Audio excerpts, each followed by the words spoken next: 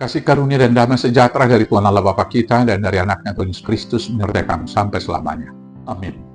Selamat pagi Bapak Ibu Saudaraku yang terkasih dalam Yesus Kristus. Selamat memuliakan Tuhan dengan semua pekerjaan yang baik dipandu firman-Nya dari Sakaria 7 ayat 10. Tapi saya akan bacakan ayat 9 dan ayat 10. Demikian firman Tuhan.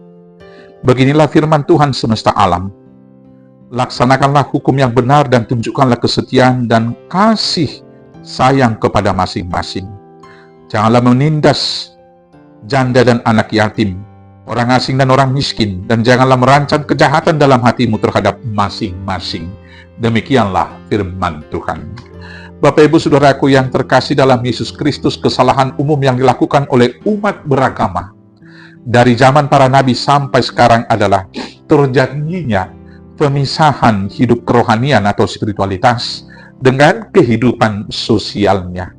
Ada dua zona, seolah-olah ada zona kerohanian dan ada zona hidup yang kehidupan keseharian atau sekuler.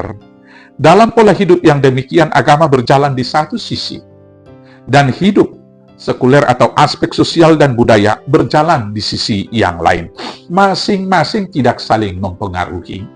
Akibatnya, ritus dan seremoni yang dilakukan dalam peribadahan tidak mengubah karakter moral umat dan tidak menumbuhkan kepekaan sosial dan kepedulian sosial dan keadilan sosial terhadap orang-orang yang terpinggirkan, yaitu orang asing, orang-orang miskin, janda, dan anak-anak yatim.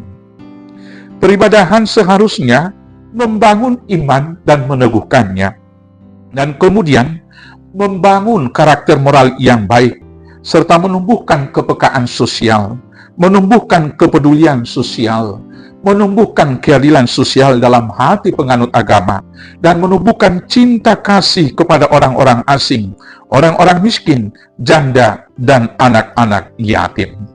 Peribadahan juga seharusnya membersihkan hati dari rancangan kejahatan, dan hati yang telah dikuduskan itu menjadi penuh cinta kasih dan kepedulian. Saudaraku yang terkasih, dalam konteks bacaan kita ini, orang Israel setelah pulang dari Babilonia, mereka bertanya, apakah kami harus menangis dan kemudian berpantang dalam bulan kelima seperti yang telah kami lakukan bertahun-tahun lamanya di Babel? Kurang lebih pertanyaannya demikian dalam Sakarius 7 ayat 3. Pertanyaan ini tentu didorong oleh puasa yang telah mereka lakukan selama ini di Babilonia. Dan itu juga mengindikasikan bahwa puasa dan ibadah yang mereka lakukan hanyalah by order. Itu karena perintah, bukan dari hati yang rindu kepada Tuhan.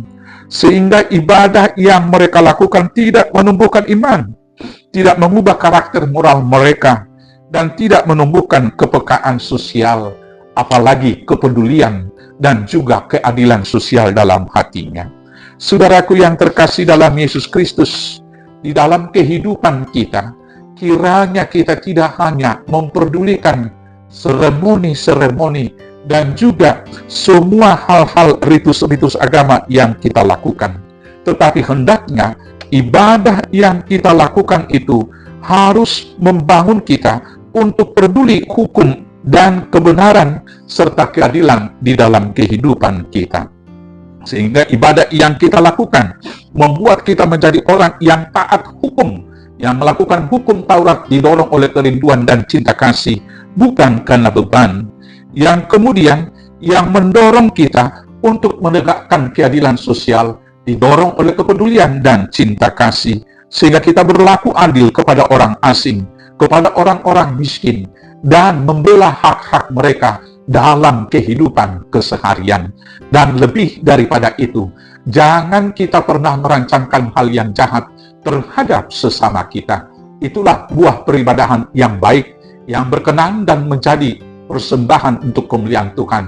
Dan dengan demikianlah hidup kita bermakna, menjadi berkat bagi sesama kita. Selamat beribadah kepada Tuhan, dan selamat membuahkan buah yang baik.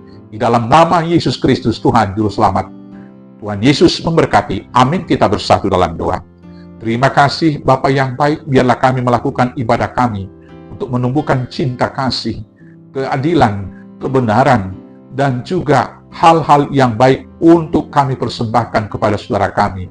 Dan itu menjadi persembahan yang berkenan untuk memuliakan nama Tuhan. Inilah doa kami di dalam nama Yesus Kristus Tuhan Juru Selamat kami yang hidup. Amin. Selamat beraktivitas.